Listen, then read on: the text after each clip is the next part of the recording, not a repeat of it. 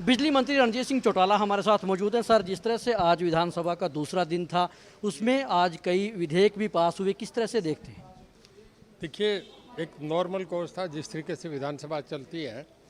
Opposition थोड़ा शोरवोर हुआ है उनका, पर वो हम एक रेगुलर मान के चलते हैं कि हर अक्सर विधानसभा में होता है।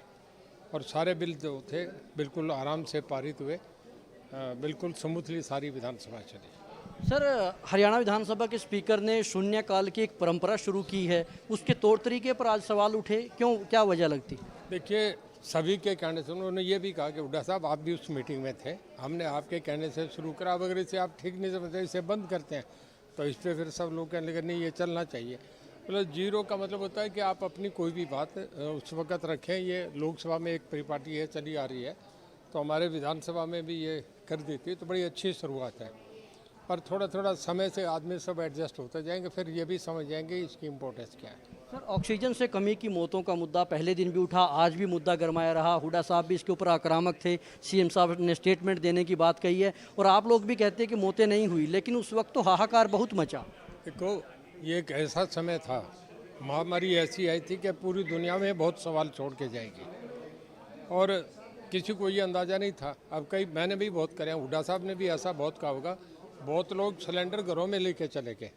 अब जो गांव में सिलेंडर लेके चला गया और उसके पास अगर उस वक्त गैस नहीं है अवेलेबल, तो उसमें किसी का ये तो नहीं कि कोई गवर्नमेंट की गलती है, किसी ने अपना घर में सिलेंडर ले रखा है। पर जो कोई रिपोर्टेड डेथ है वो एक भी नहीं है। लेकिन यदि सर मौतें हुई हैं तो उसको स्वीकार करने में गुरेज क्या है?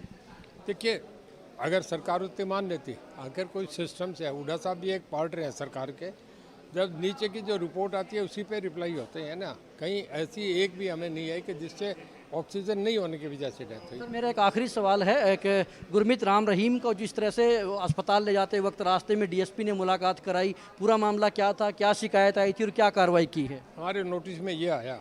वैसे जेल डिपार्टमेंट के नाते तो मैं ये कहूँगा कि जब ड्यूटी से आगे दे देते हैं तो हमारी ड्यूटी ख़त्म हो जाती है, उसके आगे पुलिस लेके जाती है। पर क्योंकि मैं एक पार्ट ऑफ द गवर्नमेंट हूँ, इस करके जवाब देना चाहूँगा कि वापसी पे जब वहाँ से वापस आ रहे थे तो रास्ते में एक जगह गाड़ी रोके, किसी छोटी गाड़ी में 2-3 लोग आए, वो उन्हें मेरे कोई थैली थी, ये हमें पता लगा। इस बात की जानकारी लगी तो हमने उस पर एक्शन लिया और उस पर कमेटी बना दी कि फाइंडिंग्स आएगी, डीएसपी पे एक्शन हो गया। जो इसमें दोषी पाएगा वो कमेटी की रिपोर्ट आने के बाद उस पर एक्शन होगा।